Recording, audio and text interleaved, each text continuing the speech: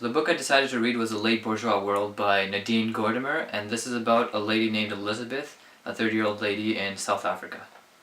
The story takes the readers on a tour throughout her life after hearing of her ex-husband, Max, his death. And what first ensues is that she goes and tells her son, Bobo, who she had with Max, about his death. The book continues with Elizabeth's daily life, which is actually more so affected by the racial discrimination and injustice towards black people in South Africa rather than the death of Max, as he cheated on her and did injustices to her. Placed in the 20th century, this amazing book explores a plethora of topics that seem like they're old and resolved issues, but they can actually relate really well to today's society. An example of this is how black people are treated and the dichotomy of black and white people. The main focus of the novel is that there's such an evident discrimination towards black people, which seems so fair to the white people of that nation. The white people seem to be in the importance of the country, and the black are portrayed as worthless and valueless people. He lives white, but what's the point of the gesture of living any other way?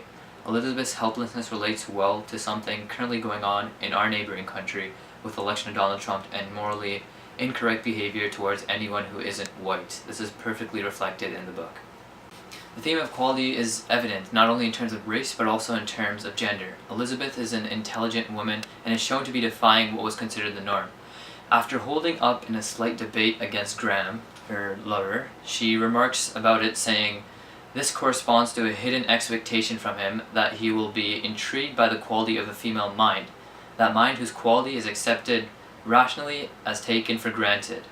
Nadine seems to really like to appeal to the ethics and morals of people in conveying her message, which works splendidly in the book, as these females are treated equally and seem to break the barrier and become even as they do in today's society. To further enrich the value of Elizabeth's story, we also have to take into account the biographical lens. Raised and grown in a period of time that had a lot of racism in South Africa, she's writing about what she has seen firsthand, which to me makes the book all that more meaningful.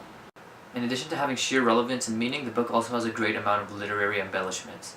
The use of imagery is so concise that it does such justice to the lush lands of South Africa, as well as giving off a really clear vintage feel to the 1952 time period that the book takes part in.